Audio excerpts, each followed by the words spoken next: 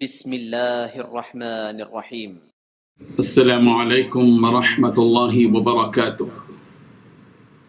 ان الحمد للہ نحمده ونستعینه ونستغفره ونستهدیه والصلاة والسلام على سید المرسلین محمد وآلہ وصحبہ اجمعین، اما بعد۔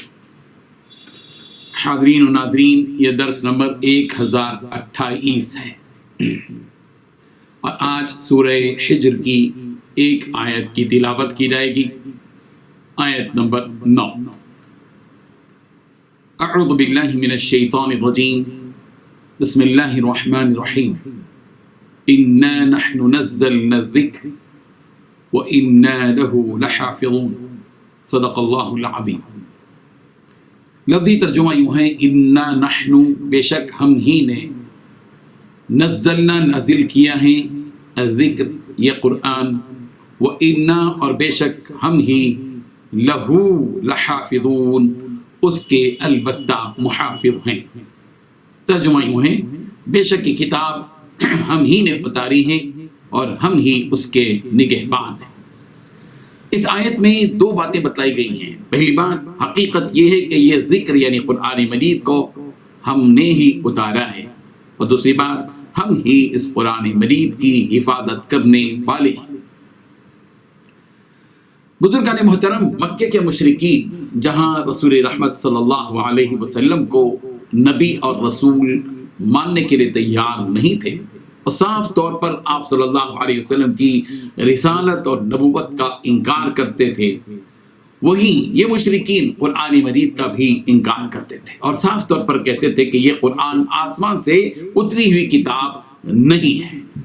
یہاں یہ بات ذہن میں رہے کہ کسی بھی چیز کی حقیقت کے انکار کرنے سے اس کی حقیقت نہیں بدلتی۔ قرآن مجید اللہ تعالیٰ کی طرف سے نازل کی گئی آخری آسمانی کتاب ہے، جس کے بارے میں واضح طور پر کہہ دیا گیا کہ تنزیل من رب العالمین، یہ قرآن عالموں کے پروردگار کی طرف سے نازل کیا گیا ہے، اور یہ بھی کہہ دیا گیا کہ نزل به روح الامین، کہ اس کتاب کو اللہ تبارک و تعالیٰ کی طرف سے رسول رحمت صلی اللہ علیہ وسلم کے پاس روح الامین یعنی جبرائیل امین لے کر آتے ہیں۔ اگر کوئی اس کتاب کے بارے میں یہ کہتا ہے کہ یہ اتری ہوئی کتاب نہیں ہے، تو اس کے انکار کرنے کی وجہ سے قرآن مجید کی سچائی اور حقانیت پر کوئی فرق نہیں پڑتا۔ یہاں اللہ تبارک و تعالیٰ نے بتلا دیا کہ انا نحن نزلنا الذکر، ہم ہی نے اس ذکر کو، اس نصیحت نامے کو یعنی قرآن مجید کو نازل کیا ہے۔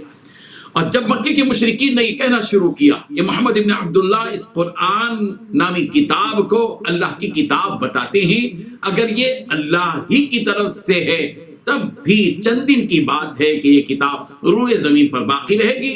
جتنے دن محمد ابن عبداللہ زندہ رہیں گے اس کتاب کا چرچا رہے گا اور یہ کتاب محفوظ رہے گی۔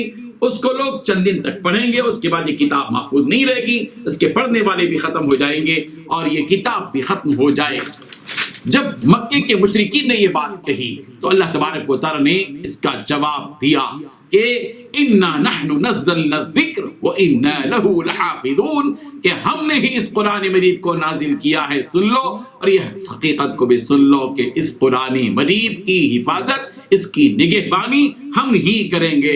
یعنی یہ وہ قرآن ہے جس کے بارے میں اللہ تبارک و تعالیٰ فرما رہے ہیں کہ اس کتاب کو اتارنے والے بھی ہم ہی ہیں اور قیامت تک اس کتاب کی حفاظت کرنے والے بھی ہم ہی ہیں۔ اللہ تبارک و تعالیٰ نے قرآن مجید کی حفاظت اور اس کی ذمہ داری کو کمزور انسانوں کے کاندھوں پر نہیں رکھا ہے، بلکہ براہ راست اللہ تبارک و تعالیٰ نے یہ ذمہ داری دی ہے کہ وہی اس قرآن مجید کی حفاظت فرمائیں گے۔ قرآن مجید سے پہلے جو آسمانی کتابیں اتاری گئیں، تورات، زبور، انجیل اور دیگر صحیفے، ان کی حفاظت کی ذمہ داری اس زمانے کے علماء اور مشائخین، جن کو احبار اور رہبان کہا جاتا تھا، یہ یہود و نصارہ کے جو رہبان تھے اور احبار تھے، یہ علماء اور مشائخ تھے، ان سے کہا گیا تھا کہ یہ اس کی حفاظت کریں۔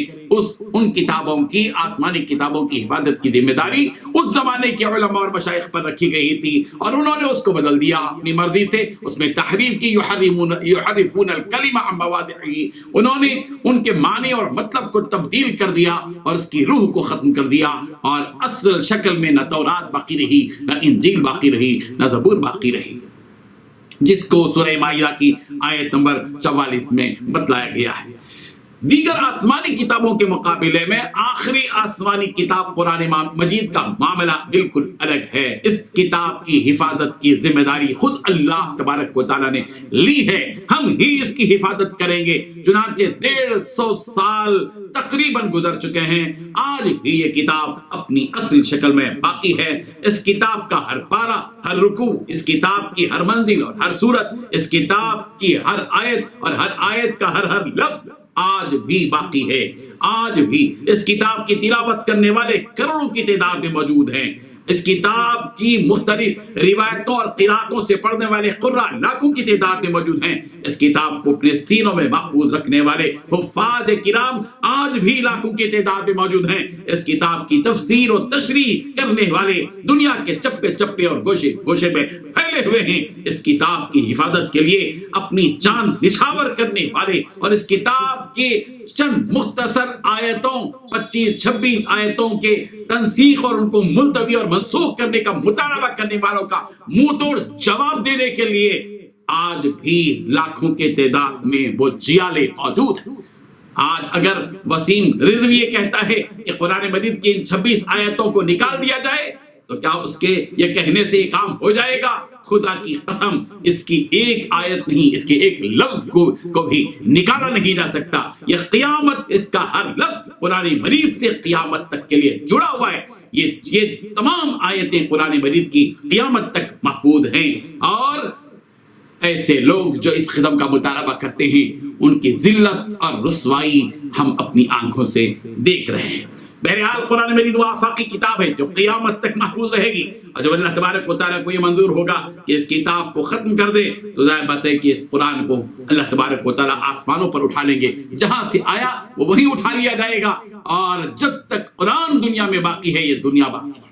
اللہ تبارک و تعالیٰ ہمیں اس کتاب الہی کی عظمت کو سمجھنے کی توفیق عطا فرمائے۔ وآخر دعوانا ان الحمد للہ رب العالمین۔